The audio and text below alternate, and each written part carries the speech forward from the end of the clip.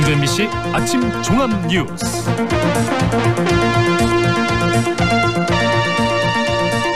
(1월 25일) 금요일 아침 종합 뉴스입니다. 상업지역에 고층 아파트가 들어서는 걸 규제하는 광주시의 조례 개정안에서 핵심적인 조항이 삭제됐습니다. 시민단체들은 건설업계 입김 때문에 광주시가 물러선 것 아니냐며 반발하고 있습니다. 지난 6개월 동안 정비를 마친 한미던전 2호기가 재가동을 코앞에 두고 냉각장치 이상으로 멈춰섰습니다.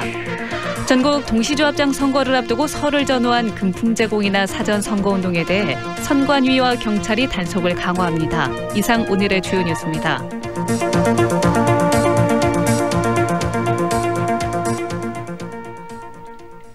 주상복합이라는 이름으로 사실상의 아파트들이 상업지역에 들어서고 있습니다. 이걸 막겠다고 광주시가 조례 개정을 추진하다가 슬그머니 발을 빼려 하고 있습니다. 시민단체들은 건설업계를 만난 뒤에 광주시의 입장이 180도 바뀌었다며 반발하고 있습니다. 김인정 기자가 보도합니다. 광주의 상업지구에 우후죽순 들어서고 있는 초고층 주상복합 건물들입니다. 상업지구 안에 아파트가 들어서는 걸 막기 위해 비주거시설을 반드시 넣게 돼 있지만 오피스텔로 이 면적이 채워져 있습니다. 사실상 주거용인 오피스텔을 비주거시설로 인정하고 있어서입니다.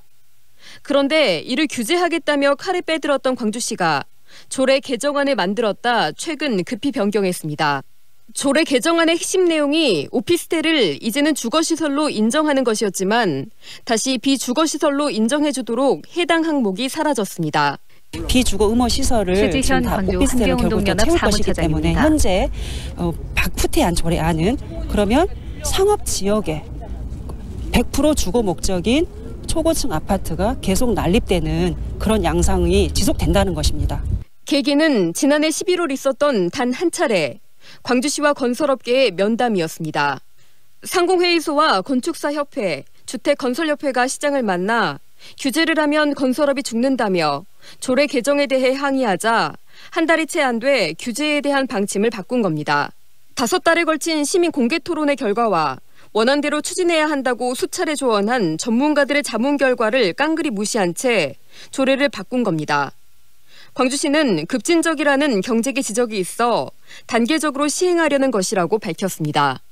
그러나 오피스텔 조항을 언제 되살릴지에 대한 계획은 밝히지 못했습니다. 입법의 후에 김남균 광주시 도시계획 과장입니다. 의견 타당성이 있다고 인정이 돼서 그것을 단계적으로 좀 시기를 두고 1단계 하고 나서 좀 지켜보고 하겠다. 광주시는 상업지역 비주거시설 의무 면적 비율을 높이는 것만으로도 다른 지자체보다 앞선 조례라며 반쪽이 된 도시계획조례 개정안을 오늘 심의한다는 계획입니다. MBC 뉴스 김인정입니다. 올해 광주 전남 지역 주택 공급량이 지난해보다 소폭 감소할 것으로 전망됐습니다. 대한주택건설협회 광주전남도회가 지역 건설사 등을 대상으로 올해 주택 공급량을 조사한 결과 지난해보다 9%가량 줄어든 6,700여 가구로 집계됐습니다. 지역 건설사들은 입주 물량 증가와 금리 인상 등의 영향으로 공급량 조절에 나설 것으로 조사됐습니다. 하지만 원도심 개발에 따른 재개발, 재건축이 활발해지고 있어서 실제 공급량은 지난해보다 늘어날 수도 있는 것으로 분석됐습니다. 6개월 동안 예방정비를 했던 한미던전 2호기가 재가동을 준비하던 중에 갑자기 멈춰섰습니다. 지난 6개월 동안 뭘 했던 건지 묻지 않을 수 없습니다. 우종훈 기자가 보도합니다. 한빛 2호기가 갑자기 멈춰선 것은 어제 낮 12시 23분쯤입니다. 지난 7월부터 6달 동안 정비 작업을 마치고 운행을 해도 좋다는 원자력안전위원회 승인 아래 출력을 높이던 중이었습니다. 오늘 새벽 1시를 기해 정상적인 전력 생산을 할 계획이었지만 정상 가동 13시간을 앞두고 멈춰선 겁니다. 원자로 증기 발생기를 식혀주는 냉각수의 수위가 알 수 없는 이유로 갑자기 떨어졌는데 저수위 경보가 작동하며 자동으로 가동이 중단됐습니다. 원전 측은 원자로 증기 발생기 냉각수 수위가 낮아져 가동이 중단되는 일은 다른 원전에서도 흔히 일어나는 일이라며 안전과는 무관하다고 밝혔습니다.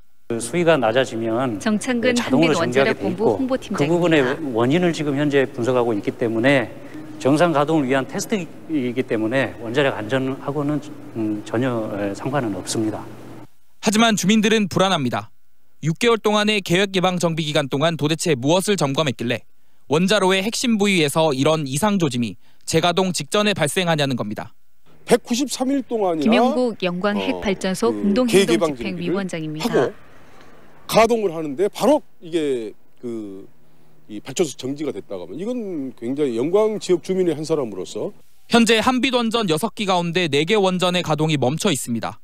원자로 경락 건물 콘크리트에서 공극이 발견됐거나 정비를 이유로 멈춰 있는 겁니다. 현재 한빛 원전에서는 5호기와 6호기만 정상 가동되고 있습니다. 2호기 재가동 일정이 안개 속에 빠져들면서 전력 공급에도 차질이 불가피해졌습니다. MBC 뉴스 우종훈입니다.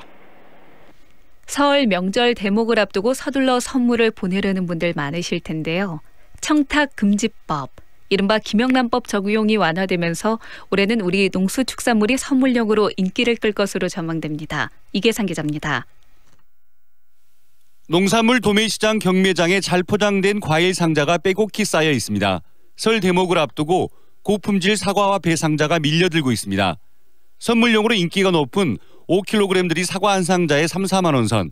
이번 주부터 선물 배송이 시작되면서 생산자들이 출하한 물품들이 집중되고 있습니다. 단체 주문 물량이 많아지면서 상품 가격은 큰 등락폭 없이 안정세입니다. 배 같은 경우에도 가장 좋은 10과짜리가 지금 구매하기는 가장 좋고 사과 같은 경우에는 10과나 13과 구매하기가 가장 좋은 적기라고 보고 있습니다.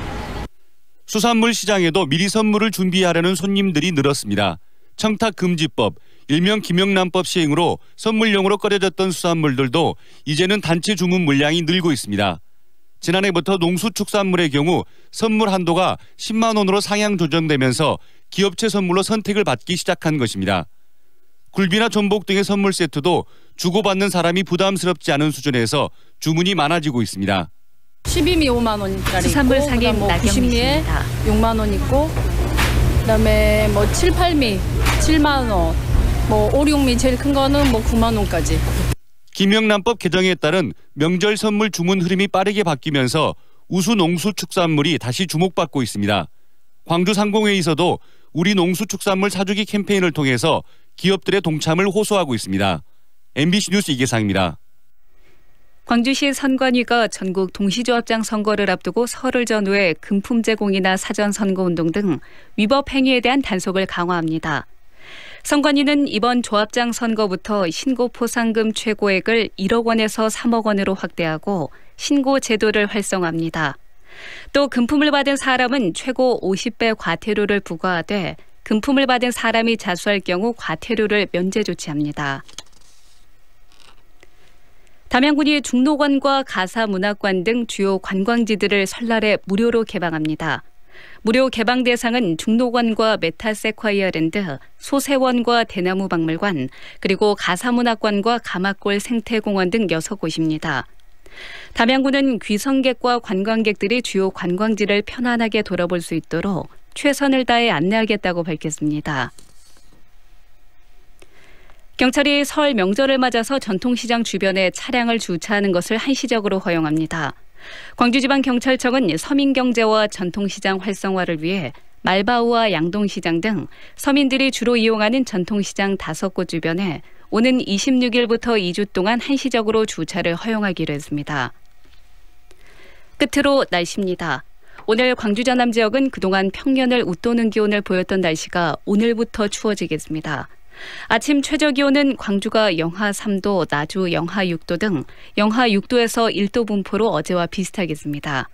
광주 지방 현재 기온은 0도입니다. 백수진입니다. 이상으로 뉴스를 마칩니다.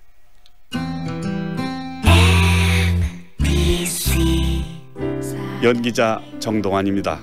가끔 그 사람이 떠오를 때면 저도 모르게 하늘을 올려다봅니다. 누구나 그렇지요. 그리운 사람이 보고플 때면 을에 하늘을 올려다보게 되는 것. 사람이 곧 하늘이기 때문이죠. 사람을 하늘같이 섬깁니다. 스카이 장례식장. 끊고 싶다는 마음만 있다면, 혼자 하기 힘들다면 광주 금연지원센터로 노크해주세요. 의료인이 함께하는 금연 캠프와 여성 흡연자를 위한 전문 상담은 모두 무료로 진행됩니다. 지금 바로 전화주세요. 062-222-9030. 지금 시각은 8시 10분입니다.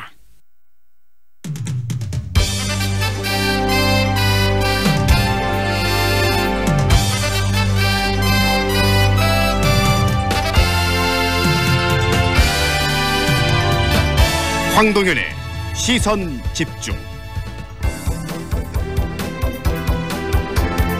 황동현의 시선집중 2부 시작합니다. 손혜원 의원의 부동산 투기 의혹, 근대 역사 문화 유산을 어떻게 보존하고 활용할 것인가 라는 이런 좀 거시적인 논의보다는 투자다, 투잔판이다, 이런 정치권에서 매일 이런 이야기, 이런 정쟁을 벌이고 있는데요. 정의당 윤소아 원내대표는 손혜원, 박지원 의원 모두, 그리고 또 자유한국당까지 총체적으로 문제가 있는 것이다 라는 지적을 하고 나섰습니다. 오늘 윤소아 의원을 만나 보겠습니다. 무등산 광주천 주변과 또 광주 도심 상업지역 곳곳에서 고층 주거시설들이 계속해서 들어서고 있습니다. 30층을 넘어서는 것은 기본이 됐고요. 또 높게는 40층 이상의 건물도 건축 계획이 수립돼 있다고 합니다. 조망권 침해 등의 문제가 빚어지면서 시는 도시계획 조례 개정을 추진을 했습니다만 또 건설업체들이 반발하면서 이 조례 개정, 조례가 또 완화될 조짐을 보이고 있다고 합니다. 시민들은 반발할 수밖에 없겠죠. 광주환경운동연합 최지연 사무처장과 관련 이야기 인터뷰하겠습니다. 출생신고가 안 된 아동이 죽은 지 7년 만에 친모의 양심 고백으로 세상에 드러나는 그런 안타까운 일이 있었습니다. 현재 국내의 출생신고 제도는 부모에 의해서 이루어지고 있기 때문에 또 인권침해 요소가 많다는 지적이 있습니다. 다시 말하면 국가가 좀 더 이 부분을 관리해야 된다는 이야기인데요. 현행 출생신고 제도의 문제점 한번 짚어보고요. 또 개선 방향도 들어보겠습니다. 3부에서 보편적 출생신고 네트워크 권영실 변호사 만나봅니다. 황동현의 시선집중 계속됩니다. 배달 라이더와 자동차 운전자 여러분, 안전한 교통문화 만들기 프로젝트에 함께 하실까요? 먼저 라이더분들은 출발하기 전 안전모를 꼭 씁니다. 반드시 신호와 규정 속도를 잘 지켜주세요. 다음, 운전자분들도 신호와 규정 속도를 잘 지키고 앞에 오토바이가 있으면 안전거리를 더욱 신경 써주세요. 또 차를 타고 내릴 때 뒤에서 오토바이가 오는지 꼭 확인해주세요.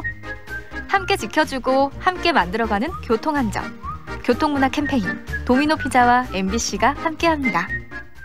반도건설 김현욱입니다. 짓는 곳마다 이슈가 된 반도요보라가 드디어 광주에 찾아옵니다. 남구의 미래 가치를 누리는 곳, 혁신 설계와 첨단 인공지능 ICT까지 와우! 미래 가치도 생활 가치도 유보라답게 남구 반도요보라 모델하우스 오픈 중. 문의 1800-0086 반도건설. 어우 추워. 여보, 농부갓잔 도라지 배즙 한잔 하세요.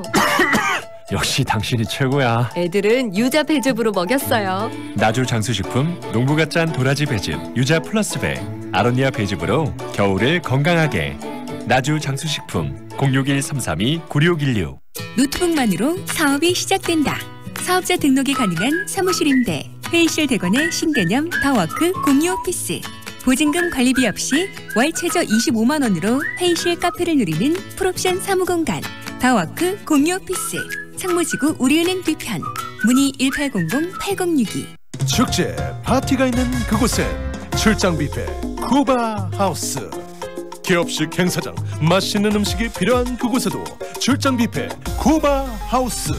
출장 뷔페 필요한 곳 전국 어디나 찾아가는 출장 뷔페 쿠바 하우스. 062-351-7711. 반도건설 김현욱입니다. 짓는 곳마다 이슈가 된 반도요보라가 드디어 광주에 찾아옵니다. 남구의 미래 가치를 누리는 곳, 혁신 설계와 첨단 인공지능 ICT까지 와우! 미래 가치도 생활 가치도 유보라답게 남구 반도요보라 모델하우스 오픈 중. 문의 1800-0086 반도건설. 오늘은 이 세 가지를 기억하시면 좋겠습니다. 첫 번째, 출근길 영하권 추위입니다. 현재 아침 기온 영하 4도를 유지하고 있고 한낮의 기온은 6도에 머물러서 어제와 비슷하겠습니다. 두 번째, 대기질 양호입니다. 오늘 광주의 미세먼지 농도 좋음에서 보통 단계를 유지하면서 바깥 활동하기 적합합니다. 세 번째, 비교적 맑음입니다. 오늘 오전까지 구름 낀 날씨를 보이다가 오후가 되면서 구름이 걷히겠습니다. 이어서 현재 교통 상황 알려드립니다. 호남고속도로 서광주 나들목에서 동광주 나들목으로 서행 중이고 무진대로 계수사거리에서 광주여대 방향으로 차량 속도 느립니다. 지산사거리에서 조선대 입구로 정체되고 있고 금남로 유동사거리에서 독립로 사거리로 신호대기 2번 필요합니다. 사간거리와 적정 속도 유지로 오늘도 안전운전하시기 바랍니다. 지금까지 사랑방 부동산 협찬 날씨와 교통정보의 정은솔이었습니다. 황동현의 시선집중 듣고 계시는 지금 시각 8시 15분 30초 지나고 있습니다. 손혜원 의원의 투기 논란, 여러 가지 논란들이 계속되면서 또 찬반 이야기들도 계속 나오고 있고 그러는데요. 이 제대로 된 목포 그 도심을 어떻게 살릴 것인가, 이런 좀 건설적인 대안 제시보다는 서로 이 논란과 비판만 이어지고 있다는 또 다른 비판이 나서고 있습니다. 지난 22일 나경원, 박지원, 손혜원 의원 모두 또 정치 공방을 멈춰달라고 쐐기를 받고 이 이야기를 하신 분이 계시죠. 소모적 논쟁으로 이 부분을 확대할 게 아니라 목포 근대 역사문화 공간을 좀 어떻게 보존할 것인가, 논의 방향을 이런 식으로 좀 바꿔나가야 된다라고 이야기를 하고 계시는데요. 바로 정의당 윤소아 원내 대표입니다. 직접 만나보겠습니다. 안녕하세요, 대표님. 네, 정의당의 윤소아입니다. 네, 대표님도 고향이 목포시죠? 원래 해남인데요. 네. 목포에서 쭉 살아왔죠. 네. 오랫동안 생활해 오셨고 또 학창 시절 목포에서 보내셨기 때문에 목포에 대한 애정도 남다르고 그러실 것 같은데요. 지금 논란이 되고 있는 이 목포 이 만호동 일대 이 거리들 근대문화 이 유산으로 지금 지정이 됐는데 이 거리가 어떤 거리입니까? 실제 이제 근대 역사문화 공간 활성화 사업 부분인데 도시 재생 사업 문제하고도 연결돼 있는데요. 네. 이곳은 이제 일제 식민지 시대에 일본인들이 거주했던 전일본 거리주라고 그러거든요. 네. 그래서 여기 목포 일본 영사관, 네. 또 이제 수탈의 상징적인 부분인 동양척식회사, 이러한 아픔도 있고요. 네. 또 그와 관련된 그때 당시에는 선창경제가 대단히 번화했던 곳이기 때문에 네. 근데 가옥과 상가 부분들이 매우 많이 남아 있는 곳이죠. 그래서 이것은 목포의 과거의 영광과 또 쇠락, 또 아픔 이런 것이 혼재되어 있습니다. 지금은 불 꺼진 곳이라고 볼 수 있습니다. 목포의 역사를 그대로 담고 있는 공간이고 100년 동안의 역사를 지금은 불이 꺼졌다는 이야기는 쇠락해버렸기 때문에 도시 재생을 위해서 살려야 될 공간이라는 말씀 아니겠습니까? 예, 옳으신 말씀입니다. 네. 22일 날 이 관련한 입장문을 발표를 하셨어요. 의원님께서, 우리 대표님께서. 어떤 내용을 담아서 입장문을 발표하셨는지 좀 들려주시죠. 크게 말씀드리면 네. 핵심은 이것입니다. 아니 역사 문화 거리를 다시 지금까지 해내고자 했던 것은 목포 시민들의 노력에 의해서 된 것인데 네. 이곳에 쓸데없는 정치적 공방을 벌여서 오히려 이러한 역사 문화 공간 사업이 오히려 시민들을 불안하게 만들면 안 될 것 같은 이런 불안감을 조성하는데 정치인들이 제발 좀 정쟁을 멈추고 새롭게 생산적인 방향으로 해서 논의를 돌려야 된다. 특히나 이제 그때 나경원 원내대표가 한국당 지도부 이끌고 막 내려가는 그 날이었습니다. 그 부분에 대해서 경종을 울리기 위해서 그랬습니다. 다시 말하면 이게 제대로 된 건설적인 논의가 이루어져야 되는데 계속적으로 이 정치적 정쟁만 일삼는 건 문제가 있다, 이렇게 보시는 거네요. 네, 그렇습니다. 방금 말씀하신 것처럼 다들 정치인들이 박지원 의원도 그렇고 많은 분들이 이 성과들, 이 근대 문화 역사 거리로 역사 문화 거리로 조성된 것이 정치인들의 성과라는 이야기들을 하고 있는데 우리 의원님께서 보시는 것은 정치인의 성과 이전에 목포 시민들의 어떤 염원과 활동들이 반영된 결과다, 이렇게 보시는 거네요. 어떻습니까? 그렇죠. 거의 지금 하루 이틀의 문제가 아니고요. 네. 거의 십수년을 이 문제와 관련해서 원래는 여기가 역사 문화의 거리 사업이라고 해가지고 그 전부터 계속 시민단체나 요구해왔고 노력을 했는데 목포시나 정치권이나 관심을 하나도 가지지 않았고, 그런데 이제 이렇게 도시 재생 사업과 연계된 부분으로 사니까 이걸 전부 내가 했다 이렇게 이야기하는 그런 과정이었고, 오히려 이제 그것을 또 이제 손혜원 의원과 박지원 의원이 이렇게 정치적 공방으로 치달으면서 네. 더욱더 이제 격화된 것이 사실이죠. 즉, 전혀 그 부분에 관심도 없었던 사람들이 네. 이렇게 정치인들이 먼저 나서는 것은 목포 시민들의 노력에 찬물을 끼얹는 것이다. 네. 그것을 저는 지적을 하신 거죠. 네. 네네. 그런데 의원님, 손혜원 의원은 방금 이야기하신 그 의원님께서 이야기하신 것처럼 이 지역이 워낙 낙후됐기 때문에 여러 가지 정치적으로 그다음에 중앙의 관심을 이끌어내기 위해서 직접적으로 내가 거기 건물들도 사고 그러면서 관심을 유도해 간 것이다. 이것은 투기가 아니다. 이렇게 주장을 하고 있는데요. 그 주장에 대해서 의원님은 어떤 생각이 드십니까? 목포의 거리를 정확히 골목마다 아는 사람이라면 네. 투기라고 이렇게 단정지어서 이야기하거나 하는 이건 과도한 표현입니다. 네. 그래서 이제 저는 문화예술가 출신의 국회의원이잖아요. 네. 그러다 보니 목포의 이러한 역사적 문화적 가치를 높게 평가하고 거기에 대한 노력을 해준 것은 고맙게 생각해 왔습니다. 네. 그리고 그때 기자회견에서도 요구했습니다만 약속한 대로 그 박물관 부분을 기증하고 공공자산화를 하자. 그 약속 지키면 된다. 그리고 한 가지 좀 네. 너무 감정적으로 대응할 것은 좀 문제가 있다. 자제하면서 그냥 검찰 수사에 응해서 진실을 밝히면 될 거 아니냐 이런 말씀을 드렸죠. 그리고 목포 출신의 박지원 의원도 지금 손혜원 의원을 당초에는 좀 호의적이었다가 다시 뭐 투기라고 몰아갔고 또 최근엔 다시 이 논란에서 발을 빼겠다 이런 입장을 밝히고 있는데 지역민들로서는 이 박지원 의원의 이런 태도에 대해서 굉장히 혼란스러울 것 같습니다. 어떻게 이해를 해야 될까요? 좀 혼란을 넘어서서 전형적인 말 바꾸기 달인이다 이런 평가까지 하고 있는데요. 네. 처음에는 말씀하신 대로 마치 해외에서 투자 받은 것처럼 좋은 일이다 이렇게 하더니 그 다음날 또다시 검찰 수사 필요성을 이야기했거든요. 네.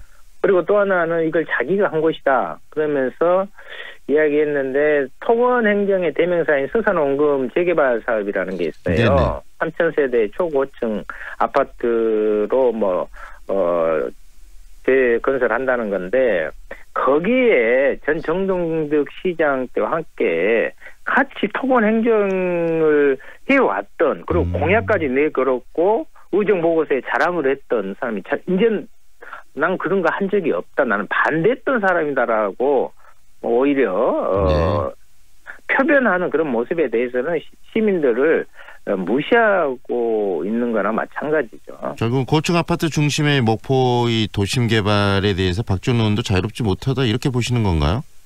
아니 저는 제가 물론 그 정책은 우리가 계속 반대해서 결국 막았습니다마는 네. 지금도 아직 끝나지는 않았습니다. 그런데 그 조선내화공장을 성공문화재단에서 근대 산업문화유산 지정 신청을 했고요. 네. 2017년에 거의 받아들여졌으니까 대단히 거기에 난관에 봉착한 거죠. 건설업 있잖아, 개발업, 그 개발조합 측이나.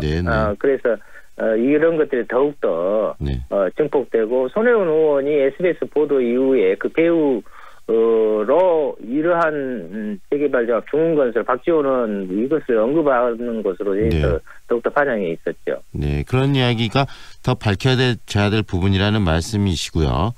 지금 이 논란들, 정치인들의 투기냐 아니냐 이런 어떤 개인적인 논란들을 떠나서 정말 가장 중요한 것은 목포 시민들한테 중요한 것은 제대로 어떻게 재생이 이루어질 것인가 그리고 중앙정부의 관심이 잘 유지될 것인가 문제 아니겠습니까?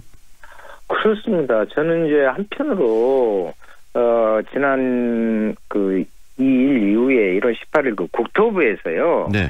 이렇게 되면 표준지가 문제나 해서 도시재생 사업이나 이런 부분들을 재평가하고 유보할 수 있다라는 발표까지 했거든요. 그러니까 이제 그 주민들이 더욱더 불안해하는 거죠.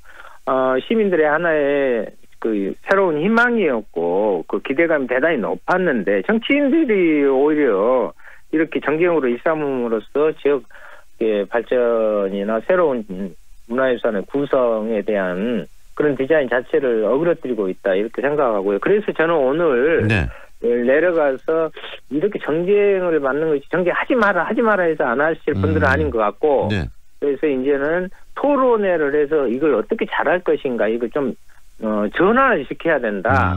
그래서 근대문화유산의 올바른 보존과 활용을 위한 긴급 대토론회를 오늘 오후에 갔습니다. 이거 바꿔야 됩니다, 방향을. 지금 어디서 가신가요? 목포 내려오셔서 이 토론회를 하시는 겁니까? 아니면? 아닙니다. 지금 서울인데요. 서울에서, 여기 농민 관련 토론 바로 하고 내려가야 됩니다. 그러니까 이 토론회, 방금 말씀하시는 목포 근대문화유산의 올바른 보존과 활용에 대한 토론회는 목포에 지금 내려오셔서 하신다는 말씀이신 거죠? 네네. 목포에 그 만인계 웰컴 센터라고요. 거기도 이제 구도심의 상징적인 부분인데요. 거기서 합니다. 네, 이 토론회를 통해서 좀 목포 시민들의 그 단합된 그리고 통일된 의견도 좀 만들어내실 것 같고 여러 가지 논의도 좀 정리를 해야 된다는 생각이 드는데 이번 토론회에서 좀 이끌어가시고 꺼내고 싶은 이야기들이 있으시면 어떤 이야기들인지도 여기서 곁들여 이야기 좀 해주시죠. 예, 단순히 전문가들만 이야기하는 게 아니고요. 일단은 그러면 지금 현재 이 근대문화유산 지정 현황하고 계획을 정확히 좀 보고 그 재생 활성화 사업의 의의는 뭐냐, 그리고 그 공간으로서의 목포의 가치는 뭐냐 이것을 이제 중앙의 문화재청에서도 나올 거거든요. 목포시 그리고 이제 전문가. 그런데 가장 중요한 것은 자유 토론입니다. 시민들이 와서 거기 직접 참여해서 그 삶의 현장에 이야기를 좀 전해달라는 겁니다. 그것을 가지고 같이 노력을 하자 이런 취지죠. 네, 논란보다는 좀 대안을 만들어가는 그런 자리가 빨리 됐으면 그것을 좋겠습니다. 좀 전환시켜야 됩니다. 예. 네, 오늘 말씀 여기까지 듣겠습니다. 고맙습니다. 네. 지금까지 정의당 윤소아 원내대표와 함께했습니다.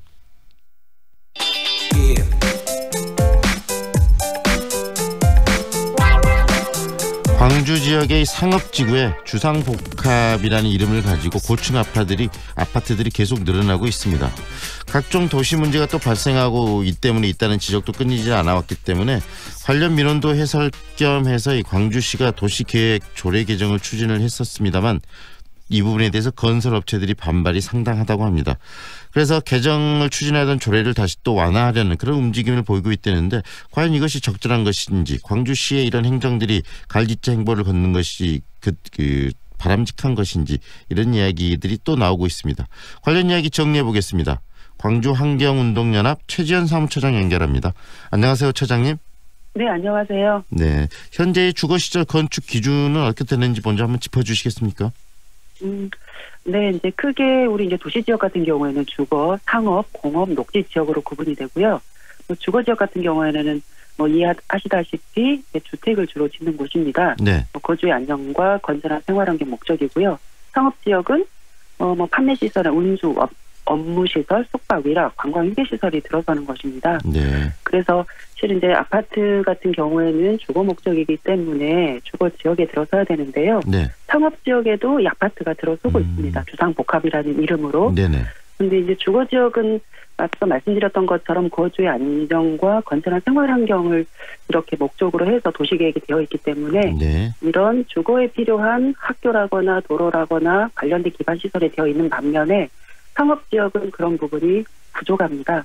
그래서 그 상업지역에 아파트가 들어서면서 물론 이제 100% 아파트는 절대 안 되는데요. 그런데 변칙적으로 오피스텔이 주거시설로 들어서면서도 그것을 정작 이제 주거 목적으로 이용하면서 거의 100% 아파트 아닌가라고 판단되는 아파트가 들어서는데 그래서 이러다 보니까 주택을 원래 짓는 것에 있어서도 대표적으로 영종률과 건폐율이 다 차등 이렇게 규정이 되어 있습니다. 주거지역 같은 경우에는 최고로 높은 게 3중 일반인데 영종률 250%이고요. 반면에 상업지역 같은 경우에는 중심 상업지역 같은 경우는 영종률이 1300%입니다. 건폐율도 주거지역이 더 낮고요. 그러니까 이거는 어떤 건물의 배치라거나 이런 것들이 주거 환경에 이게 더 적합하기 때문에 훨씬 더 강화된 용적률과 건폐율이 있는데 상업지역은 그렇지 않아도 되기 때문에 그러니까 초고층 초밀로 들어갈 수 있는 거죠. 상업지역의 건축물은. 그래서 지금 아까 주택의 기준을 말씀을 하셨는데 그러니까 주거지역과 상업지역을 좀 비교해보면 좀 그런 차이가 있다라고 말씀을 드립니다. 들어보니까 결국 이거네요. 지금 이 주거 지역은 여러 가지 뭐 규제들이 있기 때문에 높은 고층 아파트를 짓는데 한계가 있기 때문에 상업 지역에 이 지금 주상복합이라는 이름을 가지고 이 주거의 역할들을 할 수 있는 그런 아파트들 고층으로 지금 지어내고 있다. 다시 말하면 조례의 맹점들을 이용하는 측면이 있다라는 이야기시네요. 지금 건설업자들이. 네, 이제 광주시도 그러니까 이제 왜 이렇게 그러면 상업 지역에 이런 고층 아파트, 그러니까 주상복합이 들어서게 됐는가라는 걸 보면요. 네. 이제 주상복합은 2000년에 도입이 됐습니다.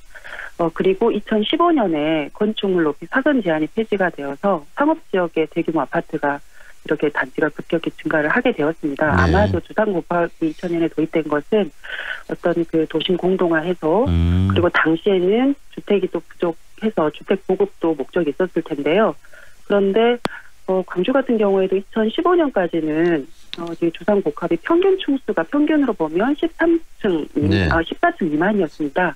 그런데 15년 이후에 급격히 초고층과 또 이런 또 대규모 단지, 1000세대가 이렇게 한꺼번에 모여있는 단지가 막 늘어서게 됐는데요. 네. 그래서 이런 이제 현재 제도가 그런 좀 비정상적인, 비상식적인 그러니까 도시계획의 어떤 기준에도 맞지 않는 그런 건축물을 어긋나게 좀 짓게 하도록 양산한 측면이 있습니다. 이렇게 고층 건물들이 생기면서 주변의 피해들도 굉장히 크다면서요? 당연히 그렇습니다. 일단 지금 고층 아파트가 이제 들어서면서 문제가 되고 있는 것이 말씀드렸던 것처럼 상업 지역에 이렇게 됐었을 때는 일단 이런 주거 지역에 필요한 도시 시설이 없다라는 겁니다. 네. 특히 이제 학교나 그런 부분들. 그래서 교통난이 심각하고요. 네. 특히 이제 학교 부지가 또 그러면 학교 부지를 만들면 되지 않느냐라고 하는데 상업 지역이다 보니까 학교 부지 건립이 사실상 어렵습니다. 그리고 통학로에서도 보행로가 없는 데도 있고요. 그다음에 뭐 여관, 술집, 당구장을 지나서 이렇게 또 학교를 가야 된다라는 것들이 있고 또 이렇게 경관, 미관, 그다음에 이런 또 바람길을 막아서 또 이런 도시의 전체 열섬 현상을 더 가중시키기도 하고요. 그래서 여러 가지 이제 이런 도시계획상 이렇게 어떤 균형과 형평성 이런 문제도 맞지 않기 때문에 아주 복합적인 그다음에 우리 삶의 질의 문제 이런 것 도시민들 양산하고 있다고 볼 수 있습니다. 처장님 이런 고층 아파트 그리고 초고층 아파트가 상업 지역 내에 들어서고 있는 부분들 지금 예를 들면은 몇 개 정도 지금 어느 지역에 집중적으로 들어서고 있습니까? 네, 이제 우리 지역에 이제 상업 지역 안에 그러니까 이제 현재로서는 뭐 주상복합이 가능하고요. 또 광주시가 이제 이런 문제를 파악을 해서 개선하기 위한 여러 과정들을 진행해 왔습니다. 그래서 이제 이런 자료를 저희가 보니까 광주시가 굉장히 많은 노력을 해왔구나라는 거를 볼 수 있었습니다. 일단 뭐 현황 파악을 했었을 것이고요. 그리고 또 왜 이런 상황이 생기는지에 대한 현재 법처대로서 파악을 했었을 것이고, 그다음에 지금 이렇게 또 계속 건축되고 있는 추세와 양상. 그래서 현재 뭐 남구, 북구, 동구, 서구 뭐 이렇게 다 이제 중심 상업 또 상업 지역이 있기 때문에 여기에 이제 이런 주상복합의 아파트들이 많이 건축. 전방위적으로 좀 많이 들어섰다는 이야기네요. 이제 특히 이제 첨단 지역 같은 경우에는 1,600세대의 대단지가 동시에 지어지고 있고, 뭐 예를 들면 뭐 30에서 40층은 10건, 40층 이상은 3건. 근데 이런 것들이 지금 15년 이후에 지금 이렇게 급격히 늘어나고 있고 지금 현재도 계획되고 있다라는 겁니다.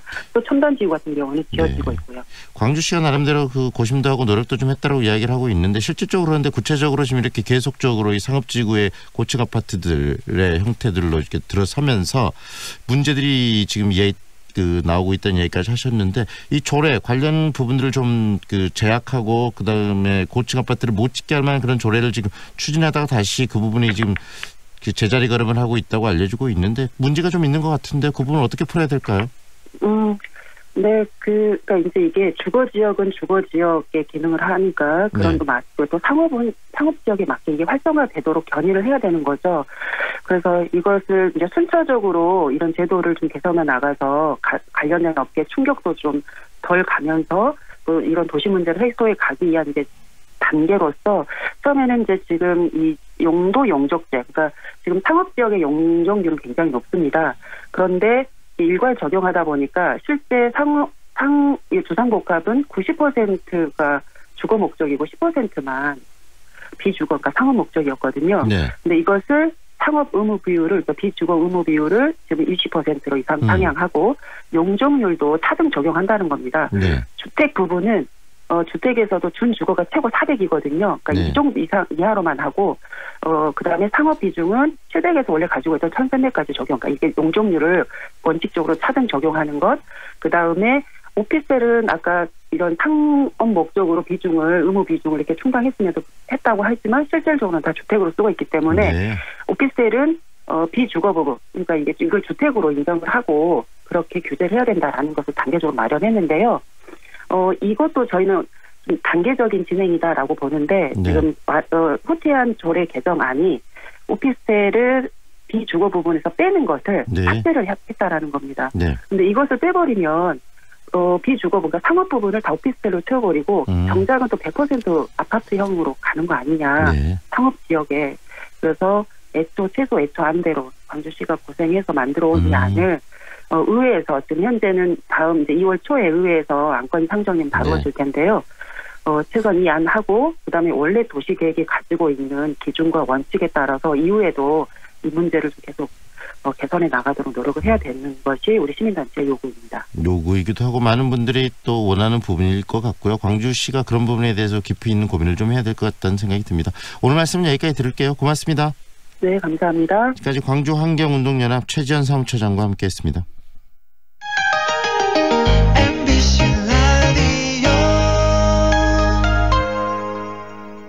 사랑이 벌써 취직했다며? 동신대학교 IPP형 일학습 병행제 덕분이지. 현장 실습도 하고 학비도 벌도록 지원해주는 제도야. 사랑이도 IPP형 일학습 병행제로 실습 나갔다가 그 회사에 취직했어. IPP형 일학습 병행제? 어느 대학교? 드림앤 스마일 동신대학교. 뭐해? 괜찮은 직업학교 찾고 있어. 아직 호남 직업 전문 학교를 몰라? 99년부터 13년 연속 우수훈련기관. 우리 쪽 공동훈련기관으로 재직자 향상 교육도 한대. 오, 역시 정보통인데. 하나 더. 지금 호남에선 국비교육생을 모집 중이래. 우와. 전남대학교 경영전문대학원에서는 경영전문 인력을 양성하는 MBA 과정 신입생을 1월 1일부터 2월 1일까지 모집합니다. 전남대학교 MBA 과정에서 여러분의 새로운 미래를 설계하십시오. 062-530-1501에서 2번. 창의성이라는 것은 모든 것들을 다 창의성을 말로 하는 회사가 있고 여기가 회의실이야? 공간으로 경험하게 하는 회사가 있습니다. 공간이 하는 말이 경영진이 하는 말보다 잘 들립니다. 사무환경이 문화를 만듭니다. 퍼시스 93.9 Feelings between the sheets. Why am I caressing my mama's fat knees? 세상을 보는 지역의 눈. 여러분은 지금 황동현의 시선 집중과 함께하고 있습니다. 우리나라 법률에서는 아버지나 어머니가 출생신고를 해야 한다 이렇게 정하고 있다고 합니다. 최근에는 그런데 출생신고가 안 된 아이가 숨졌다는 사실이 최근에 밝혀졌는데요. 양심의 가책을 느낀 아이의 엄마의 자수가 없었다면 아마 이런 일은 영영 묻혀버렸을 수도 있습니다. 다시 말하면 출생신고를 부모의 몫으로만 지금 맡기는 것이 과연 적절한 것인가, 그 부분에 대한 이야기들이 지금 터져 나오고 있는데요. 현행 출생신고 제도의 개선이 필요하다라는 주장인 겁니다. 관련 주장 들어보겠습니다. 보편적 출생신고 네트워크 권영실 변호사 연결하겠습니다. 안녕하세요, 변호사님. 네, 안녕하세요. 네, 한국에서는 아이가 태어나면 출생신고의 의무를 부모에게 지금 주어지고 있는 거죠. 어떻습니까? 네, 그렇게 의무를 이제 우리나라 가족관계등록법에서 기율을 하고 있는데요. 네. 아이가 이제 출생한 후에 1개월 내에 출생신고를 해야 합니다.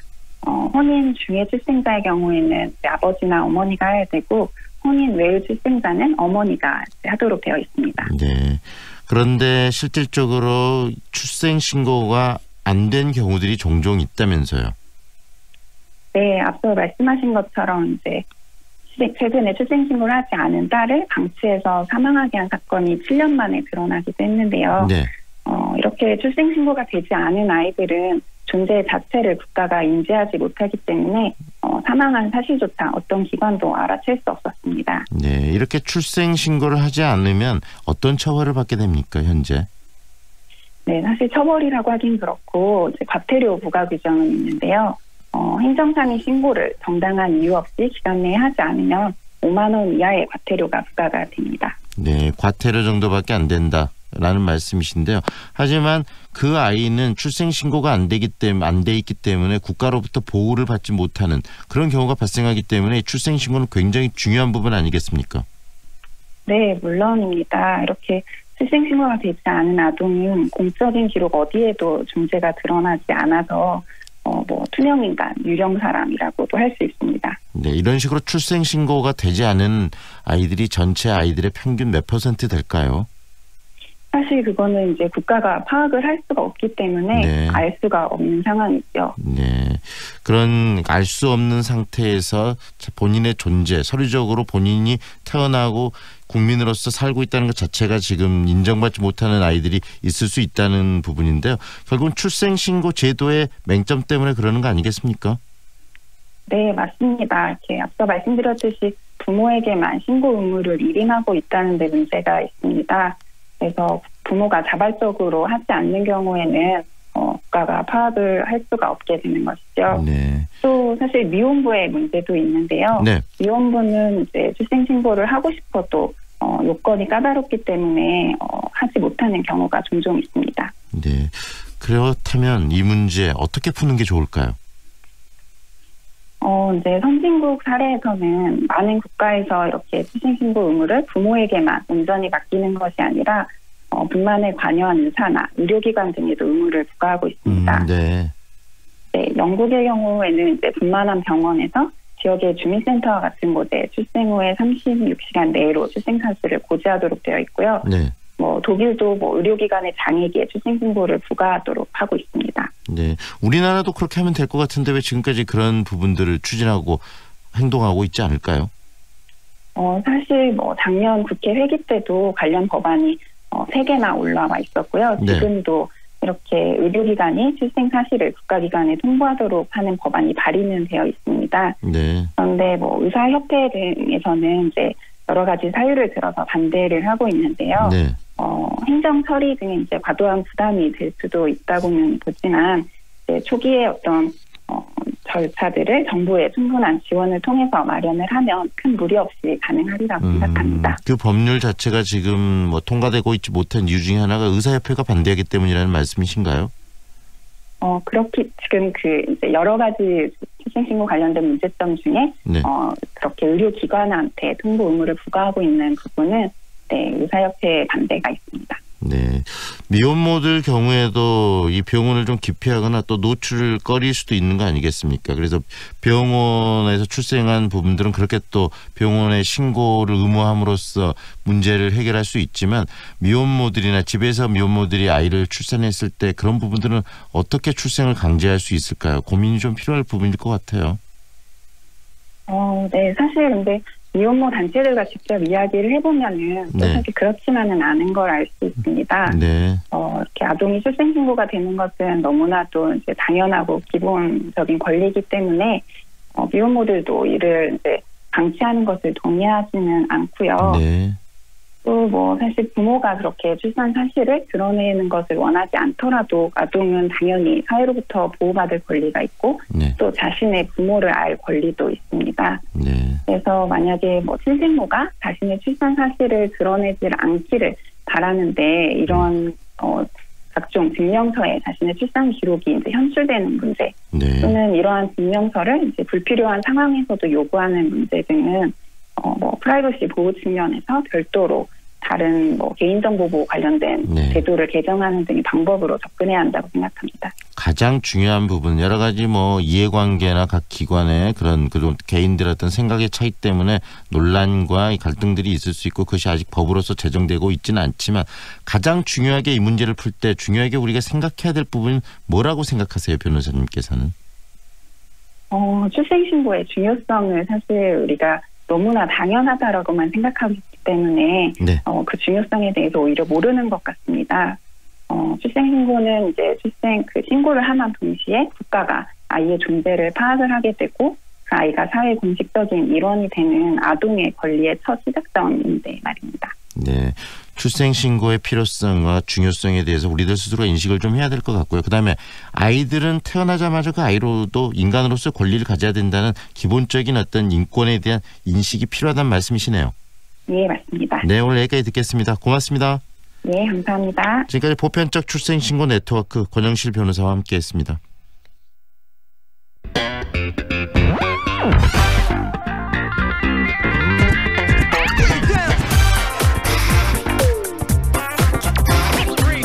남도의 아름다움을 귀로 느끼는 그런 시간입니다. 아름다운 남도. 오늘도 전남도청 대변인실 이돈삼 시민기자와 함께합니다. 어서 오십시오. 예, 안녕하셨습니까. 1월도 벌써 지금 거의 다 갔고요. 이제 설날 연휴도 일주일 앞으로 정말 코앞으로 다가왔는데요. 예.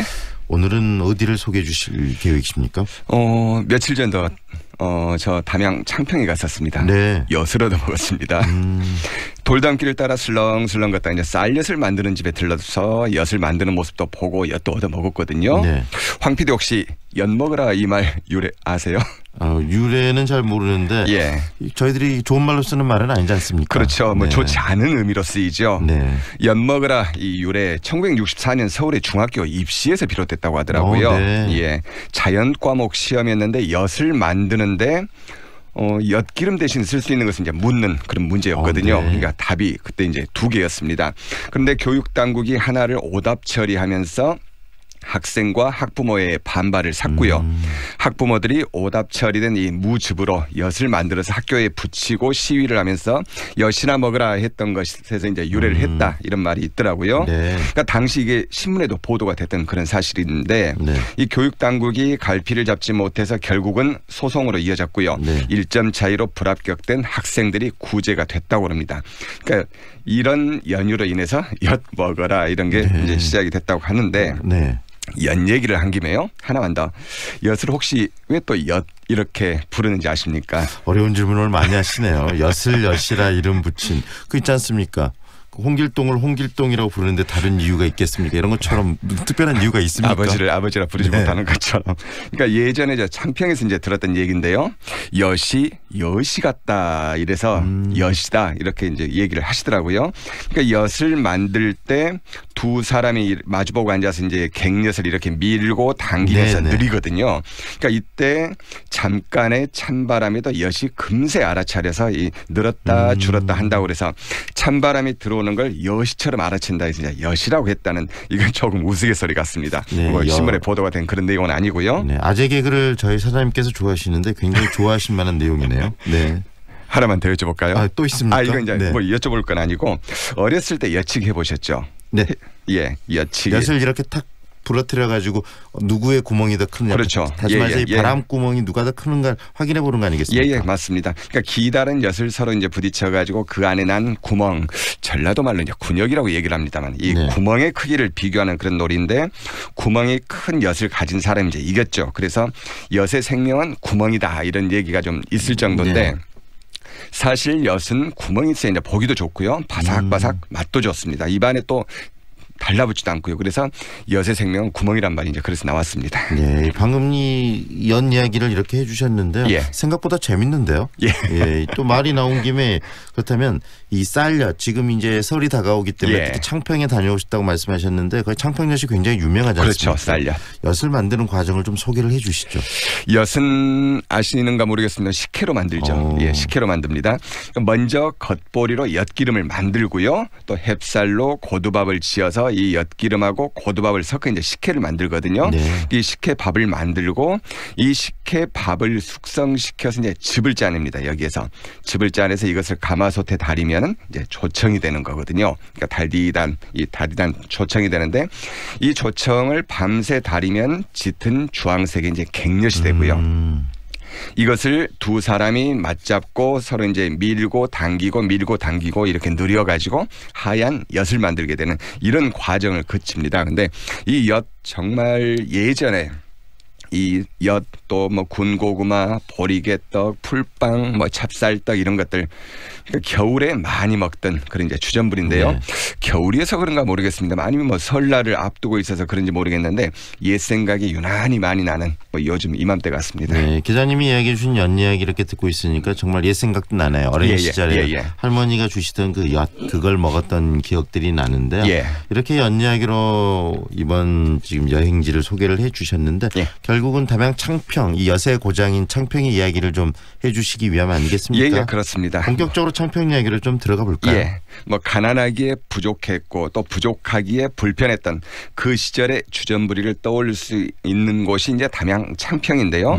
이 쌀엿과 한과 또 뭐 약과 이런 것들을 만드는 모습을 보면서 일주일 앞으로 다가온 이 설날 분위기 미리 느껴볼 수 있는 곳이 이제 창평이고요. 돌담도 아시다시피 등록 문화재로 격이 다른 그런 오래된 기와집하고 조화를 이뤄서 전통 마을의 가치를 높여주는 그런 돌담도 있고요. 또 창평의 고택도 멋진데 고택은 멋지긴 멋진데 개방이 되지 않아서 이제 들어가 볼 수 없는 게 흠이더라고요. 그러니까 전형적인 일자형의 고제선 가옥도 있고 또 전통 사대부의 집인 뭐 고제환 가옥도 있고요. 또 소슬대문이 압권인 이런 고정주 가옥도 있는데 다 문이 잠겨 있습니다. 또 한때 파란 눈의 독일인이죠. 이 베르느 4세 또 빈도림이 연달아 살았던 이 고제욱 가옥도 지금 방치가 돼 있고요. 그래서 이런 한옥의 고택에 이제 들어가 볼 수 없으니까 그래서 이제 오늘은 다른 데를 말씀드리고 싶은 게 이 용운리와 또 유천리에 있는 상월정 그리고 고광순 기념관 여기 얘기를 한번 해보려합니다. 슬로시티 창평 이 슬로시티고 굉장히 고즈넉하고 아름다운 고장인데요. 방금 이 고시 집성촌이 또 창평인가 봐요. 그렇습니다. 용운리와의 유천리, 상월정과 고광순 기념관.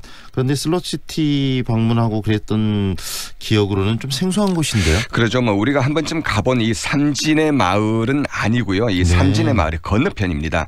그러니까 월봉산에서 시작된 세 갈래의 물길, 그러니까 월봉천과 우남천, 유천이 만난다 해서 삼지내거든요. 그러니까 뭐 삼지천, 내천자를 써서 뭐 삼지천 이렇게도 불리는데 광주에서 창평으로 가면은 저희들이 이제 주로 갔던 곳은 창평 나들목을 지나서 대덕방면으로 삼진의 마을은 왼편이었죠. 왼편이었는데 오늘 지금 말씀드리고 싶은 이 용운리와 유천리는 반대편 오른편에 있는 마을입니다. 본격적으로 떠나보죠. 용운마을에 있는 이 상월정으로 먼저 가볼까요? 뭐 상월정 그러면 한마디로 산속의 공부방이자 고시원이다 이렇게 이제 보시면 되겠습니다. 용운마을에서 대략 한 2km 정도 떨어져 있는데 월봉산 자락의 옛 암자터에 그러니까 조선 세조 때 1457년에 김자수란 분이 지은 이제 정자입니다. 상월정이라는 게. 근데 이 고정주 고택의 옛 주인 그러니까 당시 규장각의 직각이죠. 그러니까 지금은 뭐 국립중앙도서관 관장 정도 이제 되시겠습니다만은 이 규장각의 직각으로 계셨던 이 춘강 고정주 선생이 일본이 이제 우리나라의 외교권을 강제로 빼앗았던 이 을사조약 직후에 내려와서 인재를 키우려고 개설한 학당이 이 상월정입니다. 그러니까 영어를 가르쳤다 해서 영학숙 또 이듬해에는 창평을 흥하고 의롭게 할 곳이다 해서 이제 창흥의숙 이렇게 이제 이름을 바꾸는데요. 지금의 창평초등학교 전신이라고 보시면 되겠습니다. 그러니까 당시의 일제시대 그러니까 을사조약 직후에 영어를 가르쳤고 국사를 가르쳤고 한문, 산술 이런 것들을 가르친 시대를 앞선 공부방이 상월정입니다. 1900년대 초에 영어를 가르치고 또 산수와 국사를 교육했다. 그만큼 교육의 필요성을 일찍 깨달은 그런 상징적인 마을이네요. 그렇습니다. 그러니까 광주에서 가장 오랜 역사를 지닌 학교 그러면 서석초등학교를 꼽거든요. 이 서석초등학교의 전신이 광주 보통학교인데 1906년도에 개교를 했습니다. 그러니까 이 상월정의 영학숙이 이 학교하고는 시기를 같이 합니다. 서석초등학교하고 또 중학교과 과정에서 영어를 처음 가르친 학교가 이제 숭일학교라고 하더라고요. 이 숭일학교가 문을 연 게 1907년인데 여기보다도 먼저 영어를 가르친 곳이 여기 창평의 상월정입니다. 그래서 여기 영학숙에서 고화 송진우 또 가인 김병로 인촌 김성수 이런 분들이 공부를 했고요. 또 국무총리를 지냈던 이한기 또 뭐 국회의원을 지냈던 많은 분들 뭐 고재청 고재일 이런 많은 분들이 여기서 공부를 했다고 그럽니다. 그래서 창평을 인물의 고장이라고 하는데 상월정이 이제 그 산실이다 이렇게 이제 보시면 됩니다. 정말 창평에서 인물 자랑하지 말할 정도로 굉장히 유명한 고장인데 그 산실이 바로 이 상월정이네요. 예, 상월정 그렇습니다. 한번 가보고 싶은데요. 찾아가는 길 안내 좀 해주시죠. 임도 그러니까 숲길이 잘 닦아져 있습니다. 그러니까 구두를 신고 가도 불편하지 않을 만큼 숲길이 참 좋고요. 험하지도 않습니다. 거의 뭐 평길이다 이렇게 이제 보시면 되겠는데 이왕에 여기를 가시면 이제 당시에 산속으로 공부를 하러 오가던 이 학동들의 마음가짐으로 찾아가면은 더 흥미진진한 그런 여행이 되지 않을까 싶습니다. 네. 그리고 고광순 기념관도 좀 짧게 소개를 해주시죠. 어떤 곳인지. 고광순 기념관은 이제 유천리에 있는데 이 녹천 고광순 그러면은 저희들이 이제 포충사 많이 가시는데 이 재봉 고경명 선생의 12대 후손입니다. 그러니까 고경명 선생이 임진왜란 때 의병장으로 금산 전투에 참가했다가 이 차남 고인우하고 함께 이제 순절하는데 이 차남의 시신을 이 처가 이 창평에서 장인이 걷어가지고 묻어주고 외손자까지 데려다 키우는데 이분이 이 대를 이어서 의병으로 활동을 했던 그분이 이제 고광순이고 또 기념관이 거기에 있습니다. 네, 창평하면은 이 쌀엿을 생각했는데 그 또 이렇게 선지적인 지사들 그다음에 이 지역을 이끌어가는 많은 분들을 또 배출해내는 그런 고장이기도 하네요. 예, 그렇습니다. 오늘 여기까지 듣겠습니다. 고맙습니다. 예, 고맙습니다. 지금까지 전남도청 대변인실 이돈삼 시민기자와 함께했습니다.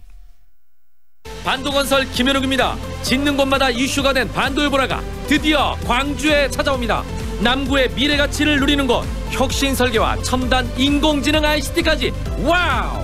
미래 가치도 생활 가치도 유보라답게 남구 반도일보라 모델하우스 오픈 중 문의 1800-0086 반도건설. 반도건설 김현욱입니다. 짓는 곳마다 이슈가 된 반도일보라가 드디어 광주에 찾아옵니다. 남구의 미래 가치를 누리는 곳, 혁신 설계와 첨단 인공지능 ICT까지 와우! 미래 가치도 생활 가치도 유보라답게 남구 반도일보라 모델하우스 오픈 중 문의 1800-0086 반도건설. 황동현의 시선집중 오늘 순서는 여기까지입니다. 오늘도 이렇게 함께해 주셔서 고맙습니다. 행복한 주말 보내시기 바랍니다.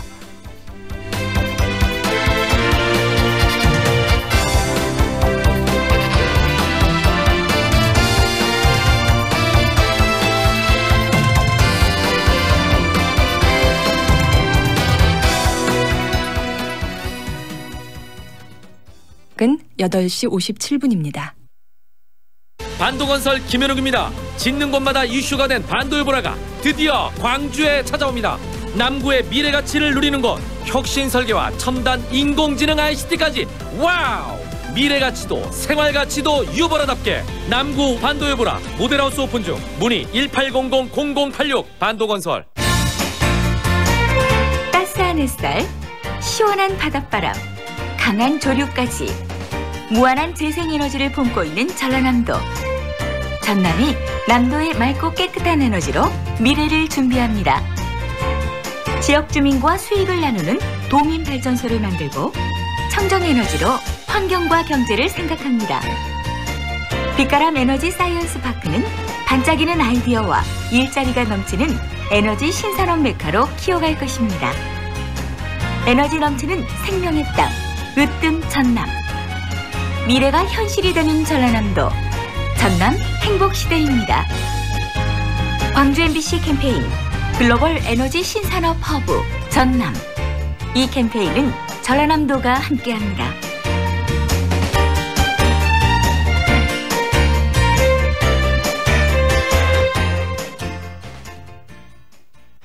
(2019) 광주 MBC 7대 기획. 하나, 지방 분권시대 연중기획보도 지방이 힘이다. 광주 전남 지역의 풀뿌리 민주주의를 위한 시민들의 노력을 보도합니다. 둘, 제18회 2019 광주 피나 세계수영선수권대회 중계방송 오직 MBC에서만 독점 중계합니다. 셋, UHD 핑크피쉬 프로젝트를 통해 근본적인 전라도의 맛을 탐구합니다. 넷, 3.1절 100주년 기획 타카하시의 작은 방. 진실을 밝히기 위한 근로정신대 할머니들의 감동 스토리가 펼쳐집니다. 다섯, 5.18 39주년 다큐 영화 5월 소나무 합창단. 5.18 광주 민주화운동의 또 다른 희망을 노래합니다. 여섯, UHD 다큐 세계지질공원을 통해 유네스코 세계지질공원으로 지정된 무등산의 새로운 가치를 조명합니다. 일곱, 2019 정율성 동요 경연대회. 광주 출신 작곡가 정율성 그의 음악을 노래합니다. 세계로 뻗어나가는 광주 MBC. 2019년에도 광주의 빛을 더욱 밝히겠습니다. AM 819kHz, 표준 FM 93.9MHz, 광주 MBC 라디오입니다. HLCN. 친구처럼 다정한 연인처럼 MBC 문화방송. 여러분의 다정한 친구 광주문화방송이 9시를 알려드립니다.